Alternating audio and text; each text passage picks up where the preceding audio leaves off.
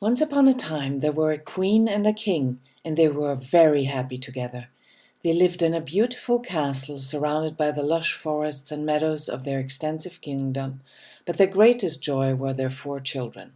Each child was something special, and since they were so different in their own ways, the royal couple had 4 towers built for them and styled entirely to their individual wishes and needs. The eldest son was a reflector, and his name was Raphael. His tower was covered with ivy and surrounded by old trees, which housed a lot of different animals. The birds and the squirrels and the deer and the bunnies came to greet Raphael each morning, and in some special nights the little reflector even slept outside under the stars and the moon. He loved to watch the moon making its way across the sky, and he felt very connected to it and just as changeable and different each day and night. When Raphael spent time with other children or grown-ups, he could sense what they feel, and that surprised him each time. He actually felt like a mirror. Depending on who I am with, I see myself in a different way. Only when I'm alone, I'm truly myself again, he thought. Despite his youth, Raphael was a precious advisor to his parents because he could also sense the needs and moods of the entire population in his parents' kingdom. The second son was a manifester. His name was Maximilian, and he had similar experiences with his fellow human beings and with being alone. He also loved nature and all animals, and the peace and quiet in the woods like Raphael, and he also felt that being with others changed him. But unlike his brother, Maximilian felt great discomfort by that. His tower, therefore, was hidden behind oak and cottonwood trees, birch and larch. He loved exploring the open countryside for hours alone, on his horse and with his dogs, because that gave him peace and strength. Initially, his parents were very worried about these long retreats, but they learned to trust their son because he always informed them before he left, and as soon as he was back. Every now and then, the boy wanted to be with other children and grown-ups, and when he went to see them, he quite naturally assumed leadership and invented new games and projects for them. He patiently explained the tasks, rules, and goals to each of the players, who were very excited to dive into the elaborate adventures Maximilian had created for them. But the little prince himself didn't join the games. He preferred to retreat to the peaceful quiet of his tower, where he watched the fun and projects from afar. The royal couple, meanwhile, was delighted by the new parks, playgrounds, and innovative housing sites that were sprouting around the kingdom from these games. The Queen and King's first daughter was a generator, and her name was Greta. She was a very animated and chipper little girl, and as soon as she awoke in the morning she would jump around and skip through her tower, which was painted in many bright colors and filled with ladders, ropes, swings, and mattresses. Then she ran through the garden playground, skipping, of course, onwards to the castle to speak to the people, further on through the splendid rooms and halls to greet everybody, and even further to the stables and gardens until she had met everybody. Greta loved to be with people, and when someone asked her for help and she felt her little belly move in accordance, she loved to do so. She helped the cook in the kitchen and the gardener with planting and weeding. She combed down the horses and fed the dogs. Nothing was beneath her, on the contrary. She saw this work as great fun and found it to be very satisfying, and when she got tired, she simply laid down somewhere and fell asleep until she felt refreshed and could go back to play or work, as some would say. In the evenings, Greta would retreat to her colorful tower to be fast asleep and dream happy dreams of her active life. And through Greta, the people in the royal couple learned how fulfilling and blessing the right kind of work can be. The youngest daughter was a projector, and her name was Paulina. Her tower had balconies, porches, and patios all around, which gave her glorious views and ultimately led to the castle's gardens. A beautiful rose climbed up the wall of the tower, and its scent blew softly through the rooms. Despite her young age, Paulina could join the dots and see solutions like nobody else. Accordingly, she loved it when people asked her to show them easier and faster ways to take care of things. It gave the little projector girl a sense of pride and success to be invited this way, and everybody recognized and appreciated this special ability of hers. Like her two brothers, but other than her sister, Paulina tired easily when she spent too much time with other people, and she needed to retire and rest in her tower regularly. On those occasions she liked to lay on her bed, surrounded by fragrant flowers, and reading one of her numerous books until she would finally calm down inside and fall asleep. The royal couple was amazed by their youngest child and how effortlessly, yet determined, she was able to guide and help people of all ages. Although the four royal children were so different, they loved each other dearly and complemented each other perfectly, while marveling at each other's uniqueness. They liked to meet and play a lot, and they felt great closeness and attachment to each other. The Queen and King were very proud of their children's development and how they inspired everybody around them to always be truthful and respectful to each other. People saw how much easier even the toughest work could be handled this way, and everybody was singing and laughing and did what they could do best. So everybody made their contribution, and this kingdom was the most prosperous and beautiful of all.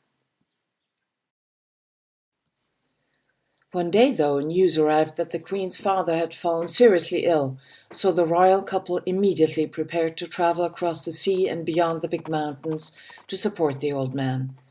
They decided to give all responsibilities to their smartest minister because they thought he was the best to govern the kingdom while they're gone.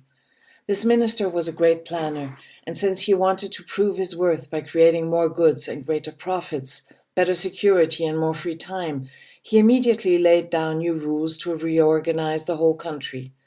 In his blind ambition, he didn't take into account which talents the people had or what they really liked to do. Now everything had to be done according to plan, so the minister's goals could be fulfilled on time. He called this efficiency.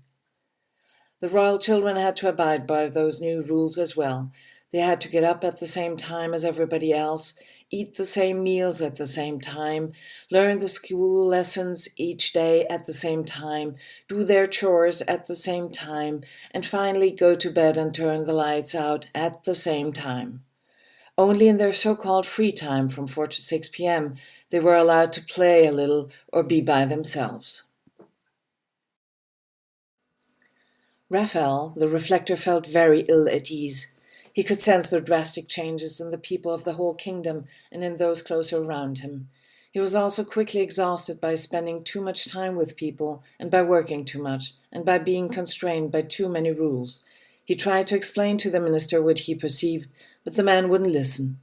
On the contrary, he additionally cut down all the beautiful trees around the castle, even those around Raphael's tower, because the useless scrub and the filthy animals were obsolete and created a mess, he would say.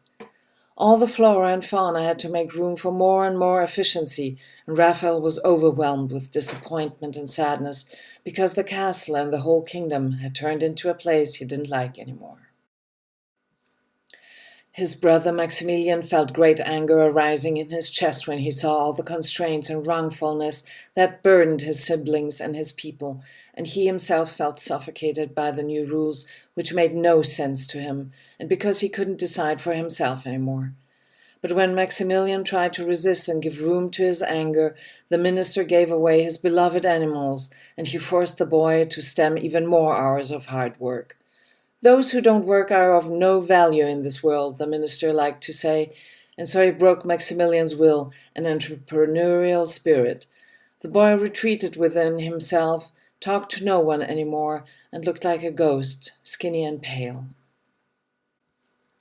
Greta, the little generator girl, was not allowed to work out of joy anymore, or when she was asked to help. Now she was forced to do chores she could barely fulfill day in and day out. She was not allowed to sleep when she grew tired, but when everybody else had to settle for the night, after a stale dinner that was served by unhappy servants.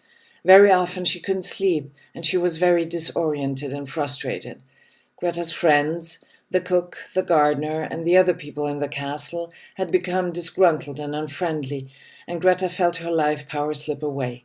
She felt enormously tired and sad. She drooped her shoulders and her head, and she dragged herself through the castle, barely being there at all. Paulina, the projector, watched the events with dismay. She too had to work all day on tasks unbecoming, and she was not allowed to retreat to her tower either. She kept trying to explain to the minister that he could reach his precious efficiency in different ways, but he just pushed her aside, saying, "Small children should be seen, not heard." Paulina's books were burned, nobody asked for her advice anymore, and she felt invisible, useless and powerless.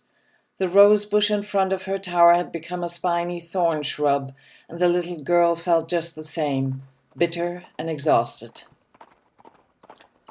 After a very long time, the royal couple finally came back, and when they crossed the border of their kingdom, they could already see that something was terribly wrong.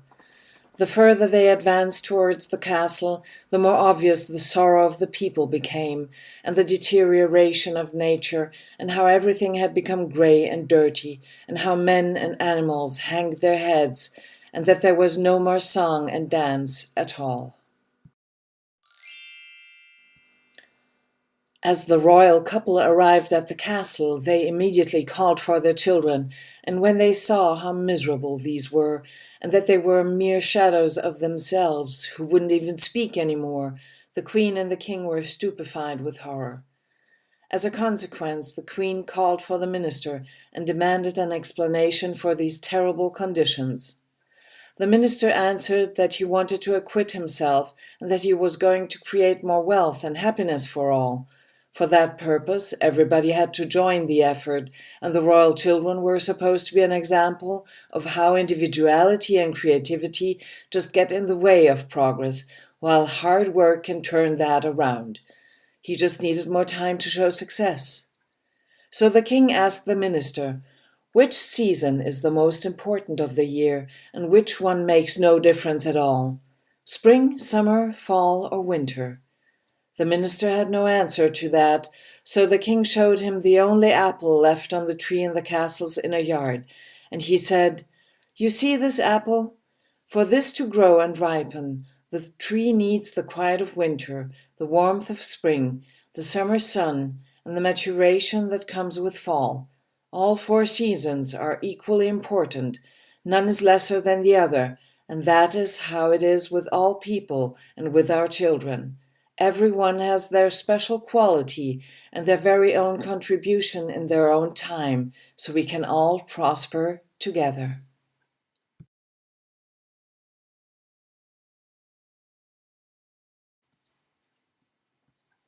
The minister understood this analogy, and he looked around, and for the first time he could see clearly how mistaken he had been, and that the consequences were severe.